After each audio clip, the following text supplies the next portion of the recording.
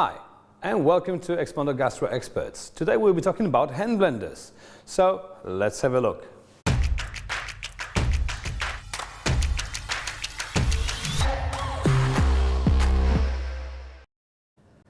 Alright, so for starters, as always, let me remind you this program is being streamed live. So please use our live chat to ask questions and let us know what you think. The more, the better we will cover the subject, which is today hand blenders.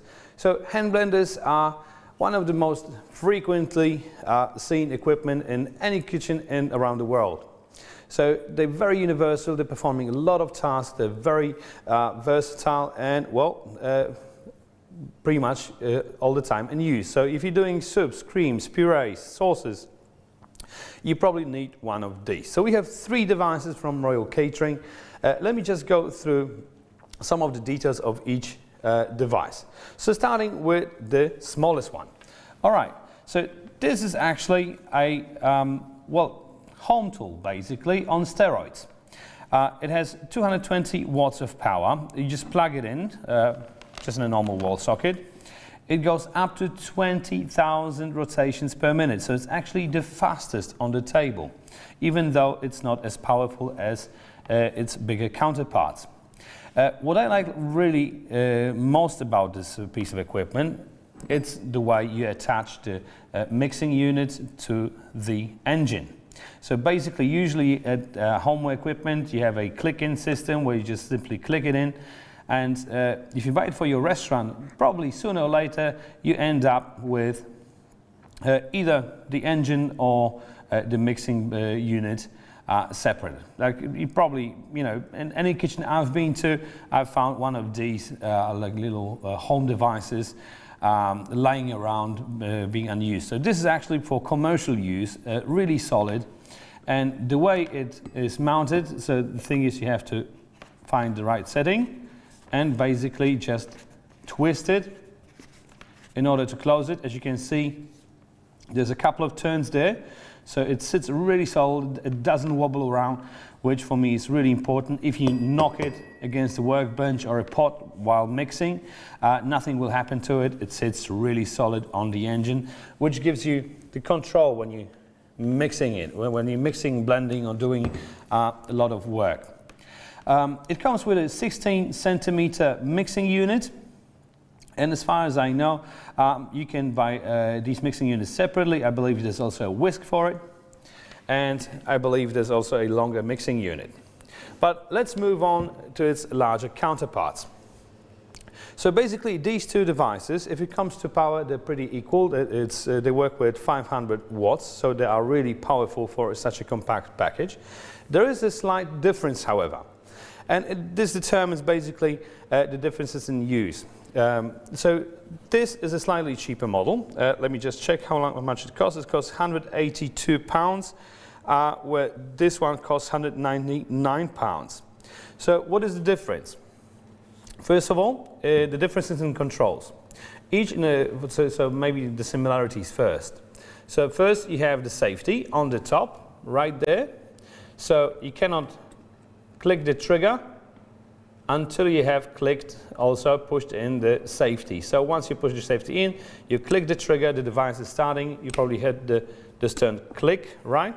So if you hold the button, the device is working. If you release it, it will stop. And the feature I like really a lot about these 2, because it's not common for all the devices, it's the lock button. So once you turn the device on, you can lock the trigger in the on position, so you can release the button and the device will still keep on going. In order to stop the device from working, you just depress the trigger and unlock the device so it can stop working. This is especially useful when you're doing large quantities of soup sauces in large pots, where you simply don't want to stick around and, you know, keep blending and waiting and so on.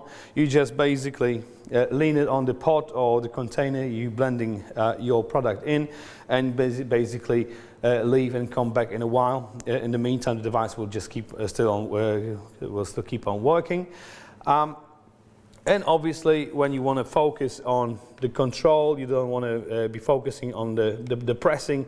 It is kind of like, you know, distracting. So you can release the button and do your blending with no problem at all.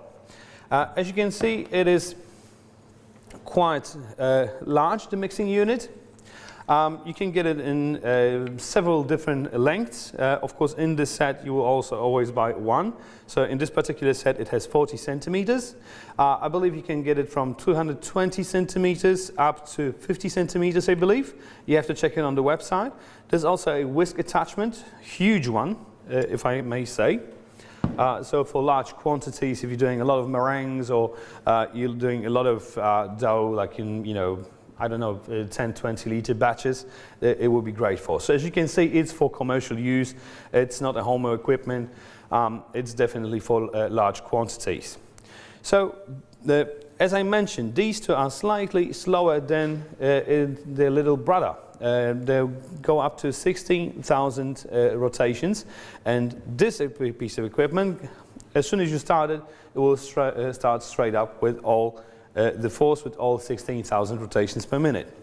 So the price difference is because this one has one additional control, which basically gives you another function. So apart from the safety, trigger, and lock function, you also have rotation control. So basically you can start off with 4,000 rotations per minute, and you can turn it up to 16,000 rotations per minute, which is quite a lot, if I may say. But this additionally gives you the steering function. So any chef would agree with 4,000 rotations per minute for a large pot of soup. You're not blending, you're basically stirring. So that's kind of cool if you need to stir a large pot of sauce. If you already blended it up, you don't want to blend it too much, if you want it a little bit coarse. So you can use slower rotations and just simply do the stirring job. Basically much better than with a ladle, with a paddle or a spoon, whatever. So these are basic differences and similarities between these three devices. What I want to mention, what I like a lot about these is just as with the small one, it's the attachment. Very often I find these pieces of equipment with sort of like a really short twist, really short catch. So after a while, and remember these pieces are for well, in extensive use, right? So after a while they get wobbly, they disconnect, they don't connect to the you know, driving mechanism. In this case, as you can see, the twist is pretty deep. So once you aligned it, there's another notch that makes sure that the mixing unit doesn't twist or anything. So once you've aligned it, you actually have to make a few turns in order to secure it. And as you can see, there's no wobbling at all. It sits really solid on it. So it will stay like this for a long time. We've tested these pieces of equipment for at least the last 3 months or so. We've done large quantities of sauces, soups and mixes and dough just to see the resistance on it.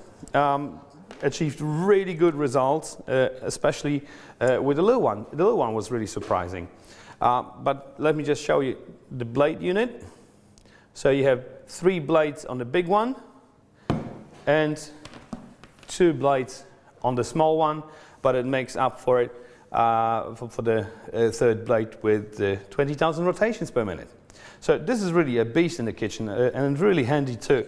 So it kind of fills the gap between the bigger ones and the homeware units, right? So I wouldn't recommend homeware equipment in a commercial kitchen environment at all. So this is the one I would definitely go for.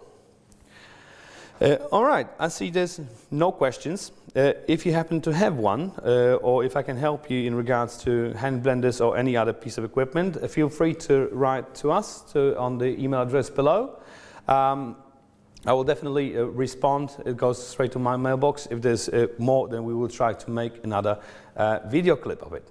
I thank you guys very much for watching for now, and I hope I see you next time.